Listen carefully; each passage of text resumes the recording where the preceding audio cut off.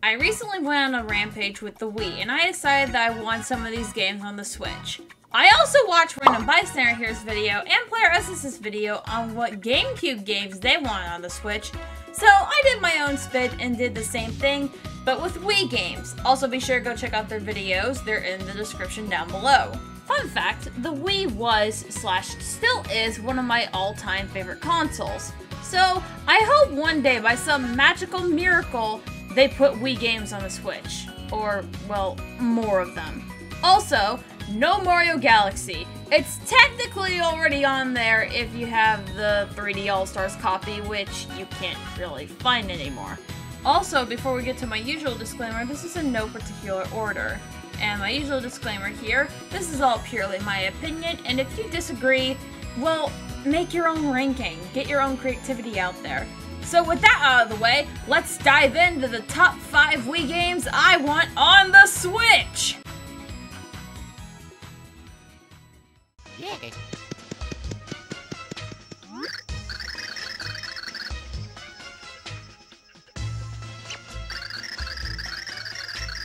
Number 5, Kirby's Epic Yarn. The game follows Kirby, who has been transformed into yarn and sent off to Patchland, a world made completely out of fabric. He must help Prince Fluff by collecting 7 pieces of magic yarn that are used to stitch Patchland together in order to stop the game's antagonist, Yin Yarn. I actually love how this place is entirely new. It's not Dreamland, it is Patchland, which I guess is Dreamland made out of yarn, but I still really like it. I also love how Kirby's Epic Yarn utilizes a unique craft-based visual style. The game's characters and environments consist entirely of yarn, fabric, and other craft materials you would find in a craft box. Unlike most games in the Kirby series, Kirby is unable to inhale enemies or even fly, instead relying on the ability to morph into other objects like these. Also, another thing I love is that I love how this game legit looks like it jumped straight out of an arts and crafts store. The stitched together landscape, the enemies are thick yarn, and the game can even wrinkle and fold. That's top tier design right there if you ask me, because that's a lot of effort to put in. Also, what is it with me being obsessed with games in this style? I don't know. First Yoshi's Crafted World and now this? I'm fading into the arts and crafts style black hole, someone help. Actual fun fact here, I wasn't that big of a Kirby fan before I played this game. Mainly because I never played too many of the games, but this one, I think that it was a really warm welcome back to the fandom, and honestly, I really want to jump back into the games again. I think this game really adds some diversity in the Kirby games, and to me, personally, it was a welcome change, like I said before. It was actually pretty damn challenging at some points. Like, some of the transformations were pretty annoying to master. So were the spear Waddle Dees. But they were cute, so I guess they get a free pass. Overall, though, it was doable to the point where I don't want to rage and throw my Wii controller out the window. This game is a traditional platform, but with a unique spin and the most unusual art style. But I love it. I love it dearly. And to think this game started off as not a Kirby game? That's wild to me. One thing that does baffle me is that this game was well received, from what I could find at least, and yet people don't talk about it much, probably because it was released on October 14th, 2010. Yeah, that was almost 14 fluffing years ago? Yeah, that was a while ago. Anyway, I think that this game would be an amazing addition to the Switch, and I think it's a great game, and people need to talk more about it, in my opinion at least. Anyway, on to the next one, which I'm pretty sure y'all weren't too surprised about.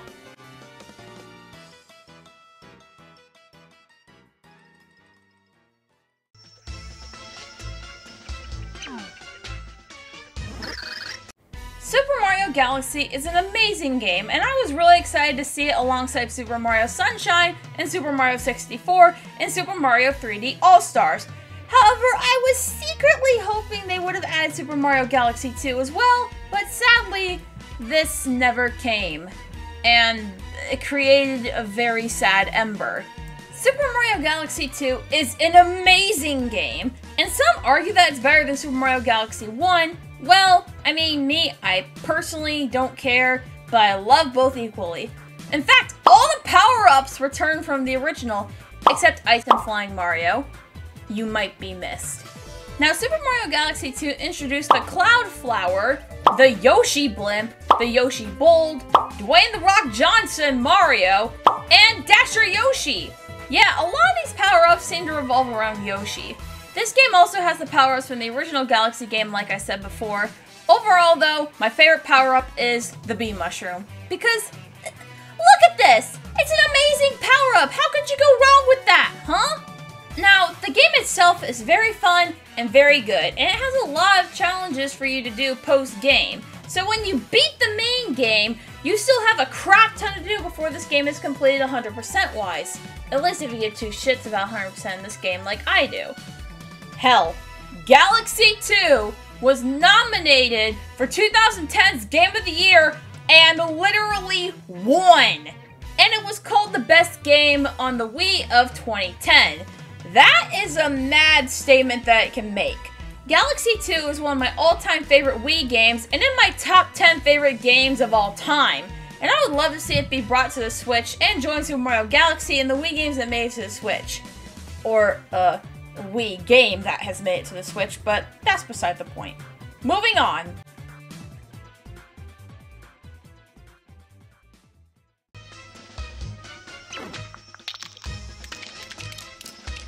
Twilight Princess, one of my favorite Zelda games of all time. But boy, does this game get a bad rap amongst Zelda fans due to it being a little bit more dark and edgy. Yeah, the Zelda fans were not too fond of this change, but meh, aren't all Zelda games dark in some way? Criticize me if you want, I'm just genuinely curious. Don't they all have some dark aspect? Anyway, this game gets criticized quite a lot, and I do by association for liking it more than Skyward Sword. Yeah, there's definitely gonna be a war in that comment section. But hey, we all have our preferences. And if you disagree, like I said in the intro, go make your own gosh darn video. Anyway, the graphics here are pretty good for the age. And to be quite honest here, Twilight Princess is one of the more unique Zelda games that I've played. Reason being, the story. Link turning into a wolf. The combat system is busted as hell and it's fun to me. The characters are actually unique. And by that, I mean Midna stole the whole show. The side quests are actually interesting, the bosses are also kinda cool, and best of all, you can fight Ganon with a freaking fishing rod! I've never done it personally, but I've seen others who have, and how? How do you manage this? Teach me your ways, please!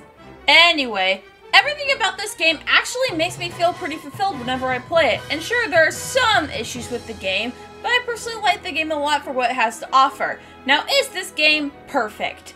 Absolutely not. Does it have its flaws? Yes. Do I hate Midna?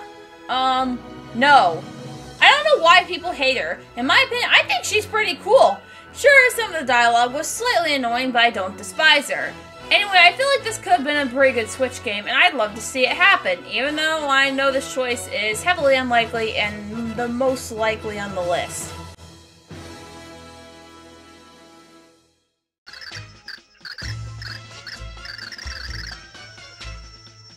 I've always been a huge fan of Paper Mario ever since I played The Thousand Year Door. Super Paper Mario is no exception.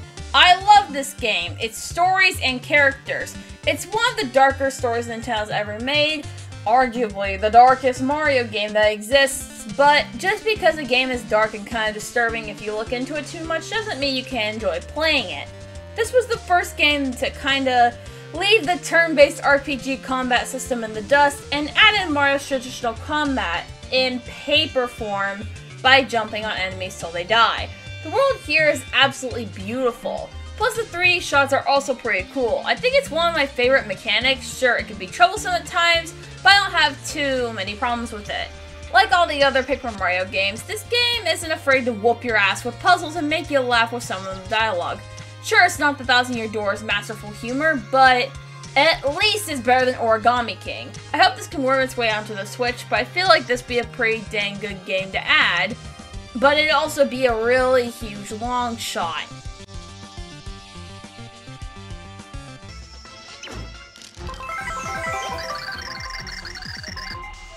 This one, I know, is gonna be a major hot take, but out of all the Mario sports games, I felt like this one was the most unique. Mario Sports Mix. I've loved this game ever since I first played it with my sibling a long time ago. I feel like it was one of the most creative Mario sports games for its time. This game doesn't have baseball or soccer or anything traditional like that. No. Well, I mean, it has basketball, but yeah, whatever. It has dodgeball, basketball like I mentioned before, volleyball, and ice hockey. Overall, it feels a lot more unique compared to the more normal soccer, baseball, and other tennis shenanigans that Mario usually does. This game also has unlockable characters that are from the Final Fantasy world, which makes sense since Square Enix developed the game and Nintendo published it. We have Slime, Ninja, Moogle, and Black and White Mage, which I always loved Moogle, but he can't compete with my boy Yoshi. Does this game have flaws, such as characters taking cheap-ass shots? Hell yeah. Does it make it less fun? Hell no! If anything, it makes it much more satisfying to wallop them in dodgeball. Anyway, I feel like this game is really good, and I feel like it's one of the more unique Mario sports games out there, and I think it'd be a great addition to the Switch. Hey everyone, Embur here. Thanks so much for sticking to the end of my hot take video, and yeah, I doubt any of these are gonna make it to the Switch, but I think it'd be fun if they did. Overall, thank you all so much for watching till the end, and yeah, I'm really sorry I haven't really been uploading a lot lately, but life has been kicking my ass, and I hate taking breaks to be honest, but sometimes you have to do what's right for you and put your hobbies and fun aside. Because if you don't, you're only gonna get worse. Also, be sure to check out the thumbnail artist, he's in the pinned comment down below. Anyway, see y'all later, bye-bye!